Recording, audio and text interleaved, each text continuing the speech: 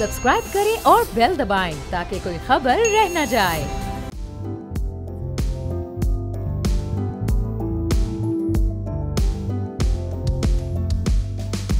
अस्सलाम वालेकुम, मैं हूं बाब जहांगीर। आप देख रहे हैं प्रोग्राम व्यापार और कारोबारी हफ्ते का आज पहला रोज था। स्टॉक मार्केट में हमने नुमायां तेजी देखी और ऐसी तेजी जो पिछले 3 माह में हमें नजर नहीं आई। 3 माह बाद 66,000 की सतह आज इंडेक्स की बहाल होती हमें दिखाई दी और अब ये सूरत हाल है कि 66,000 की हद को एक बार फिर इस वक्त इंडेक्स क्रॉस कर चुका है। जैसे जैसे सियासी सूरत हाल में हमने बेहतरी देखी और इस्तेहकाम देखा, वैसे वैसे मार्केट भी अब रिकवर करती जा रही है। डॉलर की भी अगर हम आपको अपडेट दें तो डॉलर की कीमत भी गैर यकीनी सूरत हाल का शिकार नजर आ रही है, लेकिन मुस्तकबिल में इसको भी स्टेबिलिटी की तरफ जाना है, ऐसी कुछ इम्कानात नज़र आ रहे हैं। और डॉलर की इस वक्त 279 रुपये की जो वैल्यू है, इसमें कुछ मजीद भी कमी की गुंजाइश है, लेकिन जो स्टॉक मार्केट की इस वक्त पेशरफ्त है वो बड़ी ज़बरदस्त हुई है। और पिछले हफ्ते भी हमने खासी रिकवरी देखी थी, उसमें 65,000 की हद तक तो इंडेक्स आ चुका था, लेकिन इस हफ्ते का आगाज़ ही 66,000 को क्रॉस करके हुआ है। तो अब ये हफ्ता मजीद कितना बेहतर साबित होगा और जैसे जैसे अब ये हुकूमत अपने माशी मामलात को आगे बढ़ाएगी तो स्टॉक मार्केट कितनी स्टेबल होगी। जफर मोती साहब से हम गुफ्तगू करेंगे, चीफ एग्जीक्यूटिव हैं कैपिटल सिक्योरिटीज़ के, हमारे साथ मौजूद हैं। जफर मोती साहब, बहुत शुक्रिया प्रोग्राम के लिए, आपने वक्त निकाला। ये 66,000 की जो हद आज अबूर हुई है एक बार फिर, ये हमने 3 माह पहले कोई नवंबर के आखिर में ऐसा होते जफर साहब देखा था, तो ये कितनी खुशाइंद है स्टॉक मार्केट के लिए, पाकिस्तानी मईशत के लिए? जी जफर साहब, आज जो पहला दिन था हफ्ते का और मार्केट ने आज 66,000 की सतह को अबूर किया है और ये हम देख रहे थे नवंबर के एंड में या दिसंबर के स्टार्ट में ये सूरत हाल थी, फिर एक तवील अरसे से मार्केट थोड़ा सा कोलैप्स कर रही थी। तो आज जो ये रिकवरी हुई है ये कितनी खुशाइंद है मुस्तकबिल के लिए? ये बहुत खुशाइंद है और ये हमारी तरफ से तो रिकवरी है टेक्निकली, लेकिन असल ये है इस्लामाबाद से रिकवरी शुरू हुई है। और इस्लामाबाद का मतलब जैसे पॉलिटिकल क्राइसिस का कम हो रहे हैं तो पंजाब से बाइंग के ऑर्डर्स आने शुरू हुए हैं और इसमें लीड कर रहे हैं लाहौर के कुछ बिग इन्वेस्टर्स। और सबसे अच्छी बात ये है कि न्यू ईयर के बाद से ही फॉरेन फंड जो हैं वो भी अब एक्टिव हो गए हैं कैपिटल मार्केट के अंदर। अच्छा, तो जबरदस्त। अब ये जैसे जैसे ये अब ज़ाहिर हुकूमत की फॉर्मेशन तो हो चुकी है, जिस तरह से हुकूमत आगे बढ़ेगी, कुछ मुआशी फैसले लेने जाएगी, IMF को एंगेज करेगी, तो हम मार्केट को फिर मजीद ऊपर जाता देखेंगे? जी बिल्कुल। ये जैसे जैसे ये इकोनॉमी पर ज़्यादा ध्यान देंगे तो इस इकोनॉमी का मेजर इंडिकेटर अच्छाई का स्टॉक मार्केट होगा। अगर इन्होंने ये अकम्प्लिश कर लिया सक्सेसफुली तो मार्केट और ऊपर जाएगी, और अगर नहीं कर सके तो मार्केट पर डैमेज भी इतना ही आएगा जितना ना करने का होता है। अच्छा, अब ये जो स्टेबिलिटी इस वक्त हमें नज़र आ रही है, जो रिकवरी नज़र आ रही है, ये सिचुएशन जब पैदा होती है तो इसमें फिर जो नई इन्वेस्टमेंट है वो भी आती है, नए इन्वेस्टर्स इसमें आते हैं, कुछ लोकल इन्वेस्टर्स का एतमाद इसमें बढ़ता है? जी बिल्कुल बढ़ता है ना। वो आप ये देखें कि मैंने कहा अभी कि फॉरेन फंड्स का आना, पहले तो वेट एंड वॉच कर रहे थे इलेक्शन का, लेकिन अब फुल फ्लैश्ड आ गए हैं। बिग इन्वेस्टर्स जो हैं पंजाब से वो आ गए हैं। बड़ी स्क्रिप्टों में तेजी की इंडिकेशन शुरू हो गई है। इस हुकूमत के पास हनीमून पीरियड तो बिल्कुल नहीं है, तो आप देखेंगे कि फौरी तौर पर इनको IMF, वर्ल्ड बैंक, जो डोनर कंट्रीज हैं उन सब से निगोशिएशन फौरी तौर पर शुरू करनी पड़ेगी। अभी से खबरें हैं कि 6 बिलियन की जगह 8 बिलियन मांग रहे हैं क्योंकि एक्सपेंडिचर्स बहुत बढ़ रहे हैं हमारे। तो ये सब चीज़ें देखते हुए जैसे जो जो स्टेप पर ये सक्सेसफुल होते जाएंगे उसके उतने ही बेनिफिट कैपिटल मार्केट को भी मिलेंगे और इंडिकेटर्स को भी मिलेंगे। अच्छा, और ये अभी जो थर्ड इंस्टॉलमेंट जो आनी है ये तो हो सकता है कि इस महीने के आखिर तक ये जायज़ा इसका मुकम्मल हो जाए और अगले माह शायद वो पाकिस्तान को मिल भी जाए, तो उसके आने से फिर कितना फ़र्क पड़ेगा? ये 70,000 की हद को अगर अबूर करती है मार्केट तो ये इसका मतलब क्या होगा? तमाम सेक्टर इस वक्त बड़े बेहतरीन परफॉर्म कर रहे हैं या कुछ सेक्टर्स में अभी भी बेहतरी की है?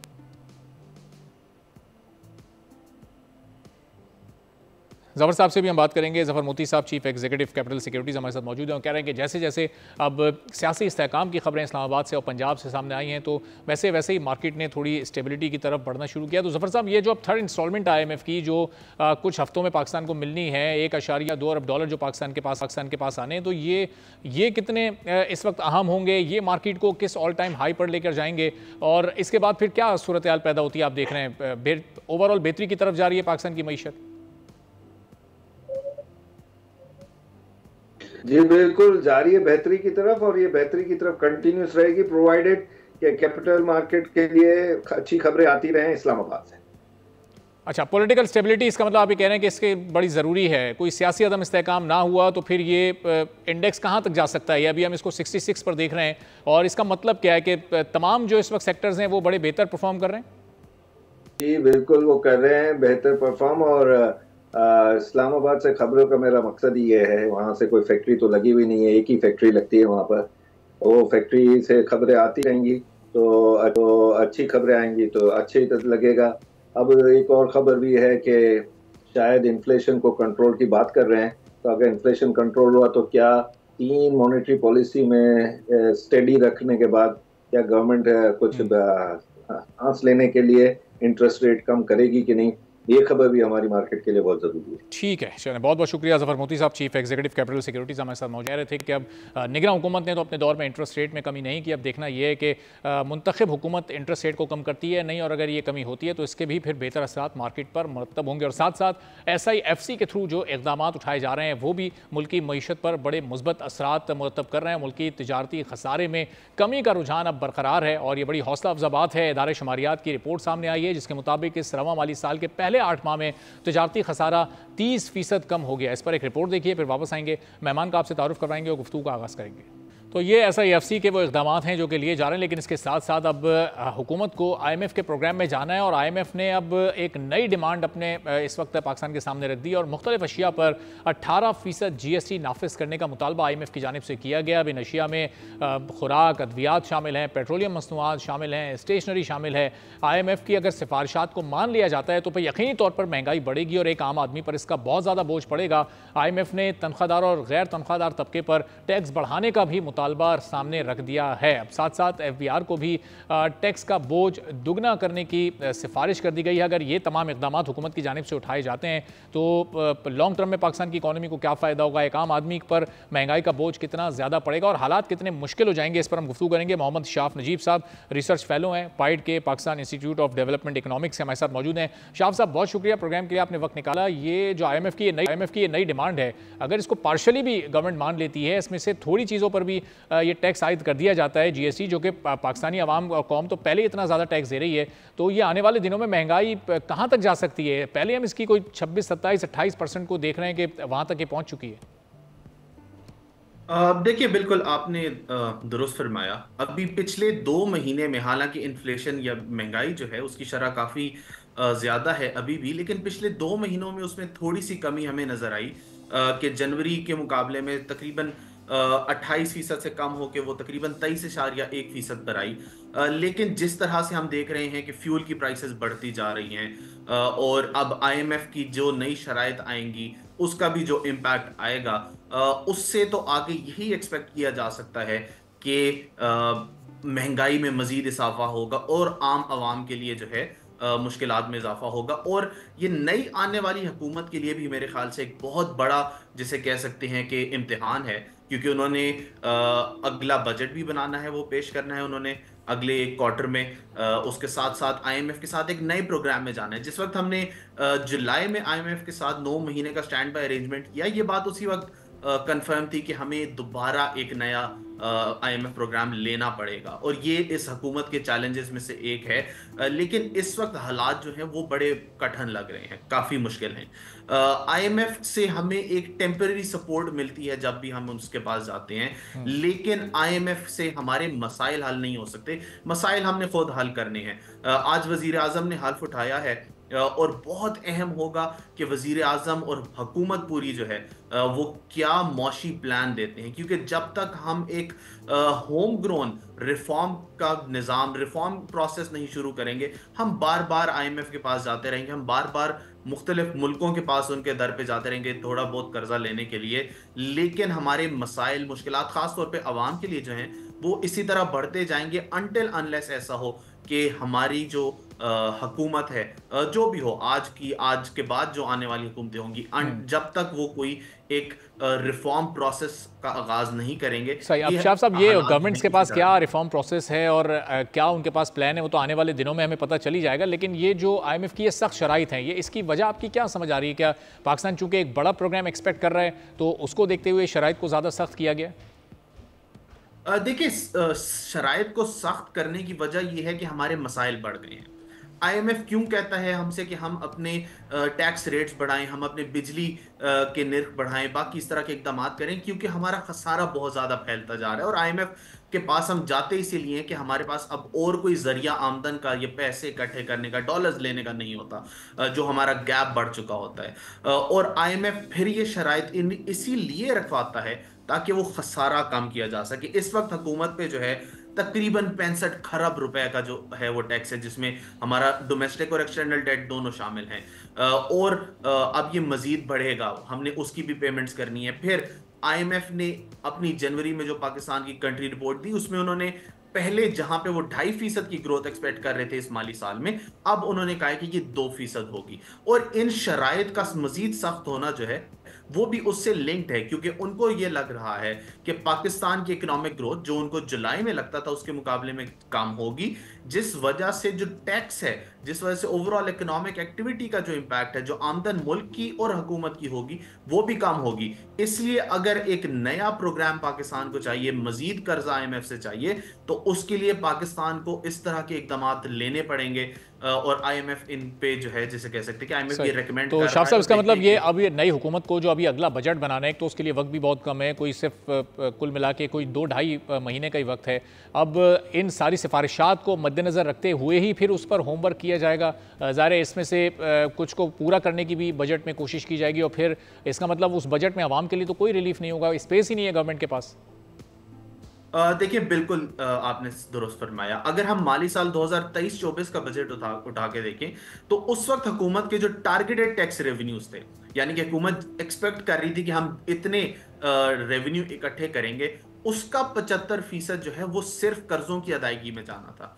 और अगर हम हुकूमत की जो 3 मेजर लाइबिलिटीज हैं, जिसमें इंटरेस्ट पेमेंट्स है, जो प्रोविंसेस को इन्होंने पैसे देने हैं, और तीसरा जो पेंशन सरकारी अफसरान की देनी होती है, अगर उन तीनों को ऐड कर लें तो वो इस साल के टारगेटेड टैक्स रेवेन्यू से भी ज्यादा था। तो यानी कि आपके जो हुकूमत चलाने के बाकी खर्चे हैं, लोगों की तनख्वाहें हैं, बाकी अखराजात हैं, उसके साथ साथ डेवलपमेंट एक्सपेंडिचर जो कि हम हर साल बढ़ाते ही जा रहे हैं, वो सारा कर्जे पर मबनी है। यानी कि हम अपने जरूरी खर्चे और तरक्याती खर्चे दोनों करने के लिए मजीद कर्जे ले रहे हैं। और जिस तरह ये कर्जे बढ़ते जा रहे हैं और हमारी जैसे कहते हैं हमारे रेवेन्यू सुकड़ते जा रहे हैं, ये गैप मजीद इसी तरह बढ़ेगा। यानी कि हमारे रेवेन्यू का मजीद बड़ा शेयर जो है वो इंटरेस्ट पेमेंट की अदायगी में और बाकी लाइबिलिटीज में जाएगा, और बाकी तमाम कामों के लिए हमें मजीद कर्जा जो है वो लेना पड़ेगा। तो शाह साहब, ये अभी अब ज़रा इसके अगर हम हल की तरफ आएँ, कुछ तजवीज़ आपके पास हों, इसका कोई शॉर्ट टर्म वे आउट, इसका कोई लॉन्ग टर्म सोल्यूशन, चूँकि आईएमएफ के एक के बाद एक प्रोग्राम में हम जब जा रहे हैं तो पाकिस्तान पर कर्ज़ों का बोझ भी बढ़ता ही चला जा रहा है, तो ये इसको कम करने के लिए या इसको यहीं पर रोकने के लिए फिर कौन से ऐसे इक़दाम उठाने पड़ेंगे, कौन सी रिफॉर्म्स इस वक्त ज़रूरी आप समझ रहे हैं? देखिए, पाइट ने इस पे पिछले 3-4 सालों में निहायत बहुत ज़्यादा काम किया है। हमने एक लॉन्ग टर्म जिसे कह सकते हैं कि स्ट्रैटेजी भी दी, शॉर्ट टर्म भी दी, और उसी में से मैं कुछ चीज़ें आपके साथ अभी शेयर करता हूँ। सबसे पहले ज़रूरी है कि हम रिफॉर्म्स करें हमारे रेगुलेटरी प्रोसेस में। इस वक्त एक बहुत बड़ा बर्डन या बहुत बड़ा बैरियर जो इकोनॉमिक एक्टिविटी पे है, वो है ये एनओसी कल्चर, परमिशंस कल्चर, कि जहां आपने कोई बिजनेस शुरू करना है, कोई इकोनॉमिक एक्टिविटी करनी है, उसके लिए आपको बेतहाशा एनओसीज, बेतहाशा परमिशंस लेनी होती हैं, जिससे वो इकोनॉमिक एक्टिविटी जो हो सकता है 3 महीने बाद शुरू हो, वो 2 साल भी में भी नहीं शुरू होती। तो सबसे पहले तो चाहिए इस हुकूमत को कि ये आते साथ कैबिनेट जैसे बने, ये रिव्यू करेंगे कौन सी परमिशंस, कौन से एनओसी जो हैं वो जरूरी हैं, कौन से गैर जरूरी हैं। जो गैर जरूरी हैं उनको खत्म किया जाए ताकि इकोनॉमिक एक्टिविटी का प्रोसेस जो है वो चल सके। सबसे पहली चेंज तो ये, और इससे भी बहुत बड़ा जिसे कह सकते हैं फायदा होगा। दूसरा, इनको ये चाहिए कि ये जो गैर जरूरी हुकूमती इदारे बन चुके हैं, रेगुलेटरी अथॉरिटीज बन चुकी हैं, इनको बंद किया जाए। बहुत सारी अथॉरिटीज ऐसी हैं जिन पे हम बहुत खर्चा कर रहे हैं उनको चलाने के लिए, और एक से जायद एजेंसीज ऐसी हैं जो कि एक जैसा ही काम कर रही हैं। अगर हम सिर्फ इस्लामाबाद की बात करें तो सिर्फ इस्लामाबाद में हमारे पास 130 के लगभग जो है रेगुलेटरी अथॉरिटीज हैं। तो आप देखें कि उन 130 अथॉरिटीज एक शहर की चीजें मैनेज करने के लिए वो फेडरल गवर्नमेंट पे कितना बड़ा बर्डन पड़ता है। उसके बाद जरूरत है कि हम हमारा जो फोकस है वो ये इंफ्रास्ट्रक्चर से शिफ्ट हो, बल्कि हमें फोकस अपना करना चाहिए कि हम किस तरह अपनी ह्यूमन कैपिटल, अपनी प्रोडक्टिविटी बढ़ाएं। जैसे मैंने डेवलपमेंट एक्सपेंडिचर की बात की, इस टाइम पे डेवलपमेंट एक्सपेंडिचर एक बहुत बड़ा बोझ बन चुका है और उसका 80% तकरीबन जो है, हो सकता है उससे भी ज्यादा हो, जो कि सिर्फ और सिर्फ इंफ्रास्ट्रक्चर प्रोजेक्ट्स पे है। ये कोई एक आध साल में नहीं हुआ, ये पिछले 10 साल में ओवरऑल बिल्डअप हुआ और उससे पहले भी सिचुएशन ऐसी थी। तो इस दफा मैं तो ये कहूंगा कि हुकूमत को ये मुश्किल फैसला लेना पड़ेगा कि वो कोई नया डेवलपमेंट प्रोजेक्ट शुरू ना करे, बल्कि जो पुराने डेवलपमेंट प्रोजेक्ट चलते आ रहे हैं कोशिश करें उनको जल्द अज जल्द खत्म करें, या कोई ऐसे प्रोजेक्ट्स जिनका अब कोई फायदा नहीं रहा उनको बंद भी कर दिया जाए ताकि वहां से ये खर्चे बचाए जा सकें। ये 2-3 जो है कुछ ऐसे इकदाम हैं जो कि हुकूमत को चाहिए कि वो इमीडिएटली लें, जिनका शॉर्ट रन में भी फायदा होगा और इसके साथ साथ जब आप रिफॉर्म प्रोसेस आगे लेके चलेंगे तो ये लॉन्ग रन में भी फायदा होगा। और शाह साहब, फिर ये जो एनर्जी टैरिफ है उसको कंट्रोल करने के लिए कौन से स्टेप्स लिए जा सकते हैं, क्योंकि उसका इफेक्ट एक बराह रास्त एक आम आदमी पर भी होता है और फिर जिस तरह वो इंडस्ट्री को इस वक्त मुतासिर कर रहा है तो पाकिस्तान की मईशत भी उससे शदीद मुतासिर है और एक्सपोर्ट्स को भी फिर वो काफ़ी हद तक सफ़र कर रहे हैं।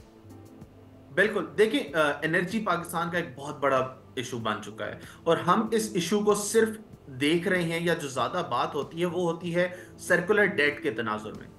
सर्कुलर डेट मेरे ख्याल से इटसेल्फ बेसिक प्रॉब्लम नहीं है, बल्कि सर्कुलर डेट जो है वो जो बेसिक प्रॉब्लम है उसका एक कॉन्सिक्वेंस है, उसका एक नतीजा है असल मसले का।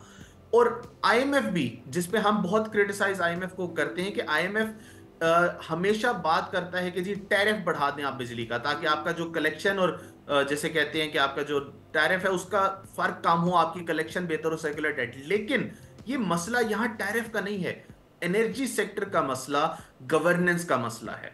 एनर्जी सेक्टर का जो मसला है वो ट्रांसमिशन और डिस्ट्रीब्यूशन का मसला है। एनर्जी सेक्टर का मसला है, एनर्जी सेक्टर में हम डिफॉल्टर्स की बात करते हैं, सबसे बड़े सबसे ज्यादा डिफॉल्टर्स जो हैं वो हुकूमती इदारे खुद हैं जो बिल नहीं दे रहे पूरे मुल्क में। उसके बाद ट्रांसमिशन लॉसेस हमारे इतने ज्यादा हैं कि बिजली तरसील में ही जैसे कहते हैं कि जाया हो जाती है, तो उसकी वजह से हमारे बहुत बड़े खर्चे। और उसके पीछे भी जाहिर बात है जो मैंने पहले बात की कि आपको गवर्नेंस स्ट्रक्चर चेंज करना होगा, आपको जो आपकी डिस्ट्रीब्यूशन कंपनीज हैं वो ब्यूरोक्रेट्स को जिम्मेदारियां देने के बजाय आपको वहां पे प्रोफेशनल्स लगाने होंगे, आपको उनकी कॉर्पोरेट गवर्नेंस लानी होगी ताकि उनकी मैनेजमेंट बेहतर हो, ताकि वहां पे ये जो गवर्नेंस का इशू है जैसे वो ठीक होगा उसके बाद साथ साथ बाकी मसाइल जो हैं उन पे आप काबू पाना शुरू करेंगे। ठीक है, बहुत बहुत शुक्रिया। मोहम्मद शाह नजीब साहब, रिसर्च फेलो पाइट के हमारे साथ मौजूद थे। बड़े स्टेप्स इस वक्त लेने की ज़रूरत है हुकूमत को, और अगर अगली बजट साजी में इस तरह के स्टेप्स को भी शामिल रखा जाए तो फिर आने वाले दिनों में पाकिस्तान को माशी तौर पर कुछ बेहतरी के आसार उसमें ज़रूर होते नज़र आ सकते हैं। एक ब्रेक यहाँ पर लेंगे, ब्रेक के बाद जब वापस आएंगे कुछ और अहम स्टोरीज़ हैं जो कि आपसे शेयर करेंगे।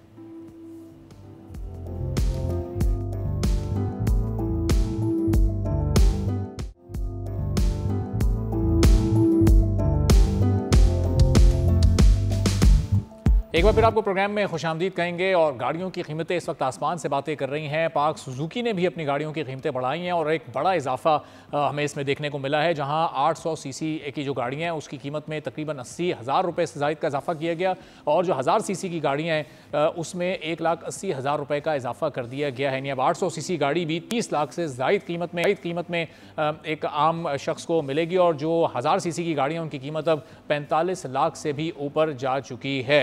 मोहम्मद अबरार पुलवानी साहब हमारे साथ मौजूद हैं, इक्विटी रिसर्च आरिफ हबीब लिमिटेड के। उनसे हम ज़रा गुफ्तगू करेंगे पाकिस्तान में गाड़ियों की कीमतें क्यों इतनी ज़्यादा ऊपर जा रही है। क्या इस वक्त खाम माल महंगा हो चुका है, क्या एसेसरीज़ भी बहुत महंगी हो चुकी हैं, या फिर जो इस वक्त आमदोरफ्त जिस रास्ते से गाड़ियाँ लाई जाती हैं क्या वो इस वक्त उसकी कॉस्ट बहुत ज़्यादा हो चुकी है। और फिर जो सेल्स टैक्स की अभी जो 25% से ज़ायद 1400 सीसी से ज़ायद की गाड़ियों पर आयद होना है, तो वो तो फिर गाड़ियों की कीमतों को और भी ज़्यादा आसमान पर ले जाएगा। बहुत शुक्रिया अबरार साहब प्रोग्राम में शिरकत के लिए। ये बताइएगा कि ये पाक सुजुकी ने जो इजाफा किया है ये 80,000 से 1,80,000 रुपये तक, ये एक आम आदमी की क़ुव्वत ख़रीद को कितना मुतासिर करेगा और इससे गाड़ियों की सेल्स पर कितना असर पड़ेगा?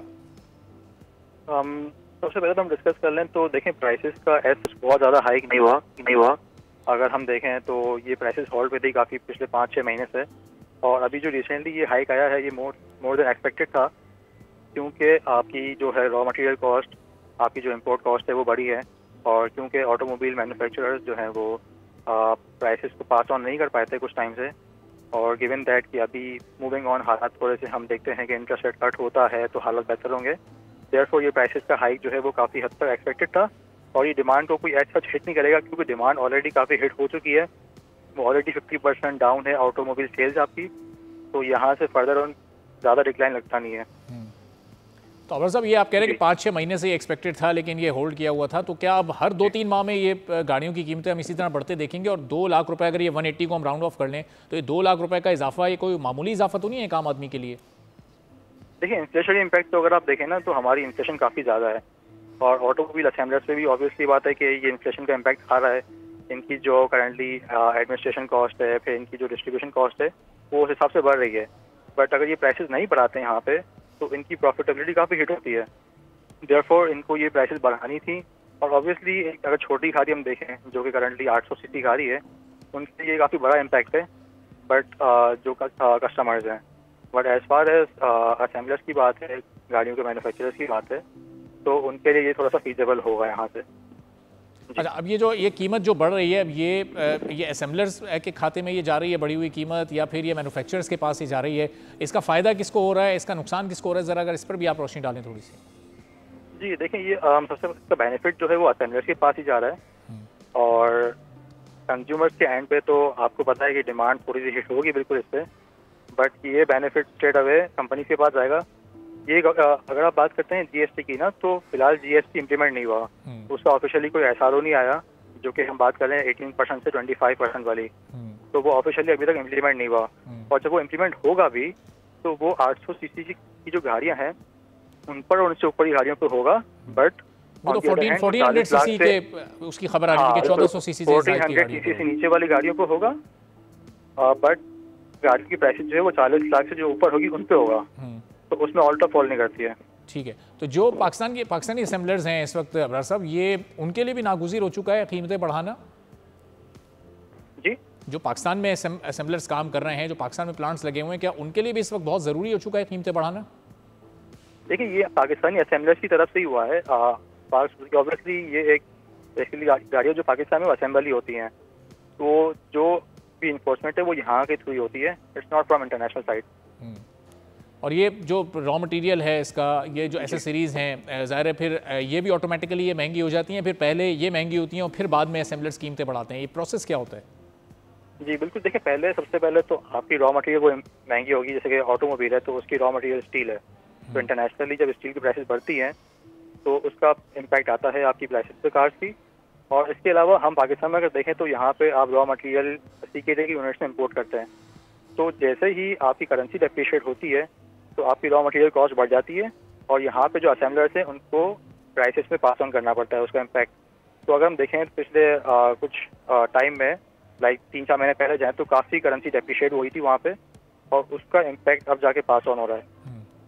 और अबरार साहब, चूँकि अभी ये नई गवर्नमेंट फॉर्म हुई है और अभी नए इसको मुआशी फैसले भी लेने हैं, अगर कुछ ऐसे बोल्ड स्टेप्स नहीं लिए जाते इकॉनमी की बेहतरी के लिए, तो फिर आगे इस ऑटोमोबाइल इंडस्ट्री का आप फ्यूचर क्या देख रहे हैं मुस्तकबिल में? ये जो 800 सीसी गाड़ी अभी ये 3 मिलियन की हमें मिल रही है, ये क्या ये 4-5 मिलियन क्रॉस कर जाएगी फिर अगर इसी तरह से कीमतें बढ़ती नहीं माहाना बुनियादों पर?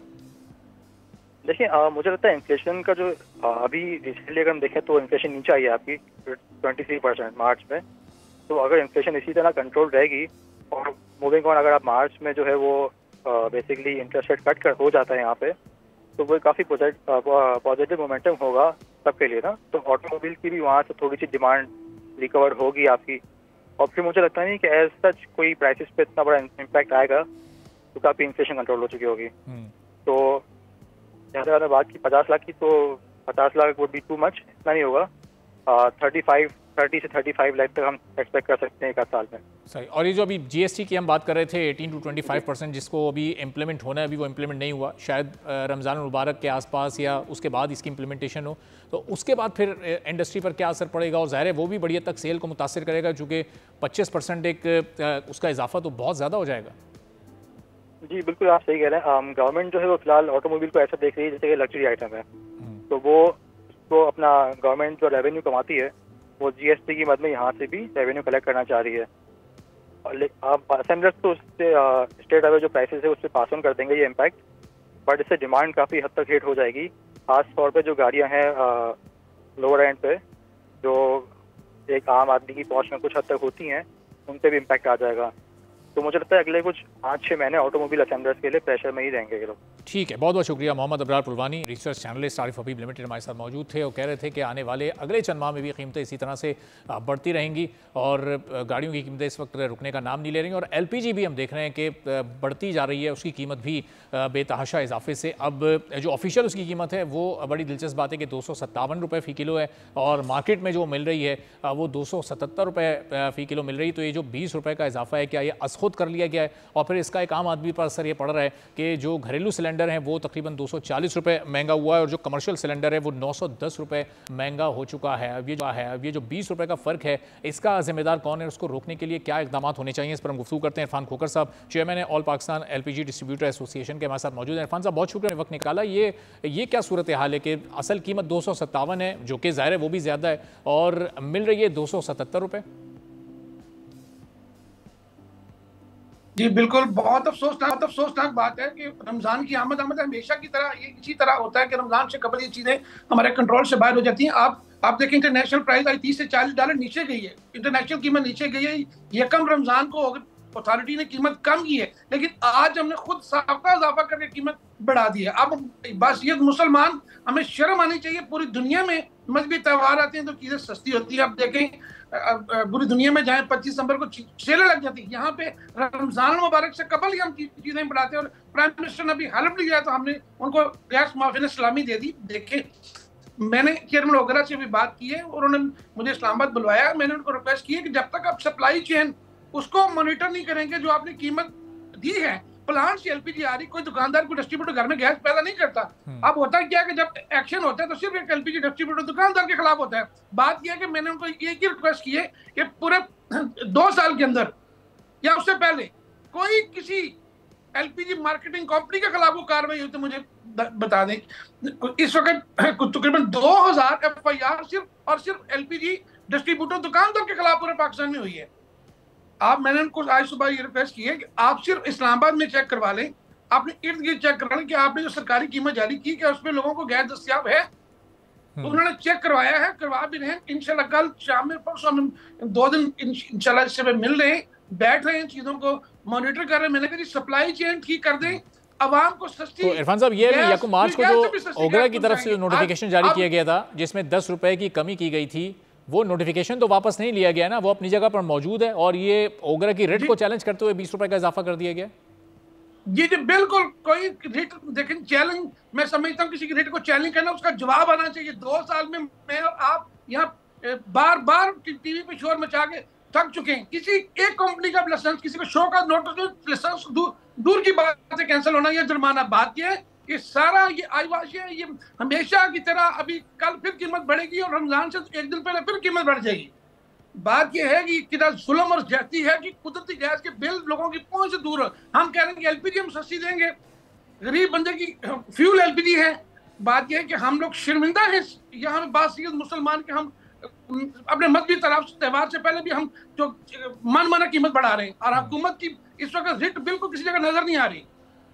तो इरफान साहब, ये रिटेल सतह पर अगर ये कीमत बढ़ाई जा रही है तो ये इसको रोकने में फिर हुकूमत को कबाहत क्या है? ओगरा ने 3 दिन पहले जब एक कीमत कम की है तो उसके इम्प्लीमेंटेशन के लिए क्या कुछ इकदाम उठाने पड़ते हैं? पाबंद किया जाता है रिटेलर्स को कि वो इसी कीमत पर बेचने के पाबंद होंगे और अगर वो रेट की खिलाफ वर्जी करेंगे तो फिर कानून क्या कहता है, उनके खिलाफ क्या कार्रवाई हो सकती है?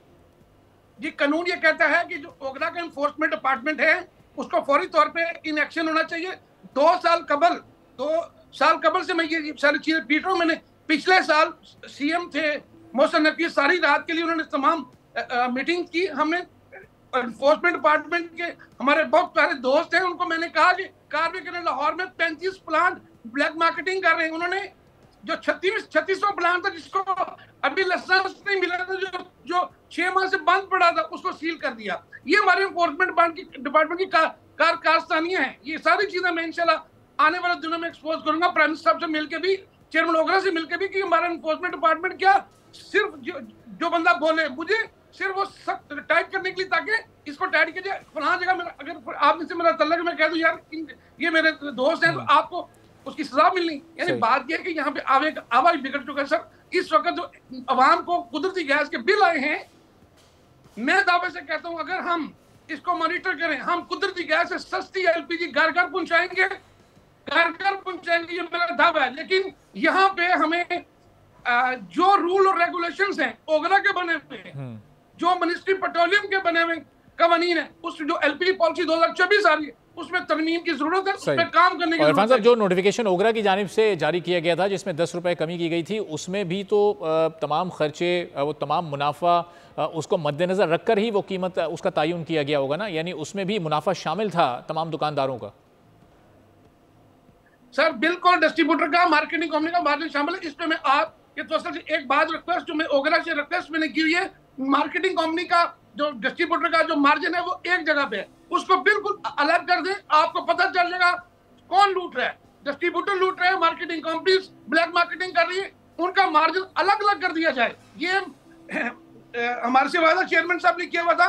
ओगरा चेयरमैन से मेरी रिक्वेस्ट है, सरमद साहब लास्ट मीटिंग में 2-3 रोज पहले आए थे, मैंने सरमद साहब से रिक्वेस्ट की थी कि इसको अलग अलग करें ताकि बेहतरी की उम्मीद की जा सकती है। तो इरफान साहब, ये आप रिक्वेस्ट कर रहे हैं उनसे, बड़ी अच्छी बात है। आप प्राइम मिनिस्टर के सामने भी ये मामला रखेंगे, ये भी बहुत अच्छी बात है कि आप लोगों के लिए आवाज़ उठा रहे हैं। लेकिन ये चेयरमैन ओगरा के इल्म में तो खुद से ये बात होनी चाहिए। अगर उनके नोटिफिकेशन पे ये अमल नहीं हो रहा तो किसी बजाय इसके कोई उनसे रिक्वेस्ट करे, उन्हें तो इस पर खुद से एक्शन लेना चाहिए। तो ये ओगरा क्यों इसमें ताखीर कर रही है? सर चेयरमैन ओगरा फैसलाबाद भी गए, चेयरमैन वाले भी गए, कराची भी गए। गुजारिश है कि वो तो काम करें, लेकिन उनको कमजोर करने की ताकत अंदर काम करेंगे। इन्फोर्समेंट डिपार्टमेंट, मेरे हिसाब से इन्फोर्समेंट डिपार्टमेंट ओगरा का बंद कर देना चाहिए अगर वो अवाम के हुकूक का तहफ़्फ़ुज़ नहीं कर सकता। मेरे ख्याल में देखिए, मैं चेयरमैन ओगरा से मेरी अपील है कि इनसे काम करते थे, इस डिपार्टमेंट को बंद कर दिया जाए। मैं प्राइम मिनिस्टर मिलकर स्पेशली कहूंगा कि इन्फोर्समेंट का मतलब ये है, ये ओगरा में जो बनाया गया अवाम के हुकूक को तहफ़्फ़ुज़ कर रहे हैं। गुजारिश इतनी है कि वो सिर्फ चाहते हैं कि मेरी आवाज बंद हो जाए ताकि मैं उन ताकतवर माफियों का हिस्सा बन जाऊं, या वो लोग जिस तरह हिस्सा बने हुए। मैं चेयरमैन ओगरा के साथ हूं, चेयरमैन ओगरा बिल्कुल ठीक काम कर रहे हैं। इंशाअल्लाह ताला कि एनफोर्समेंट जहां काम नहीं करेगा, मैं खुद जाकर मार्केट में इसको एक्सपोज किया करूंगा। इरफान साहब, जब तक ये इशू सॉर्ट आउट नहीं होता, जब तक ये रिजॉल्व नहीं होता, उस वक्त तक ये जो कीमत बढ़ी हुई कीमत का नाजायज़ मुनाफा जो जेबों में जा रहा है, वो फिर उसका जिम्मेदार कौन होगा? इसकी रिकवरी तो नहीं मुस्तकबिल में हो सकेगी?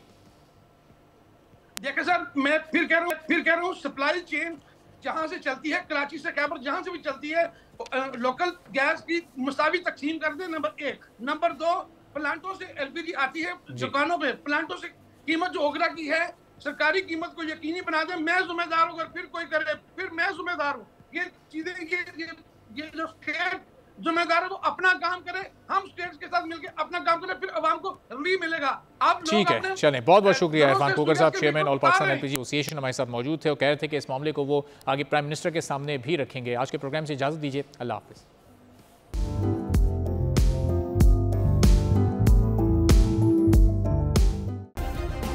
सब्सक्राइब करें और बेल दबाएं ताकि कोई खबर रह न जाए।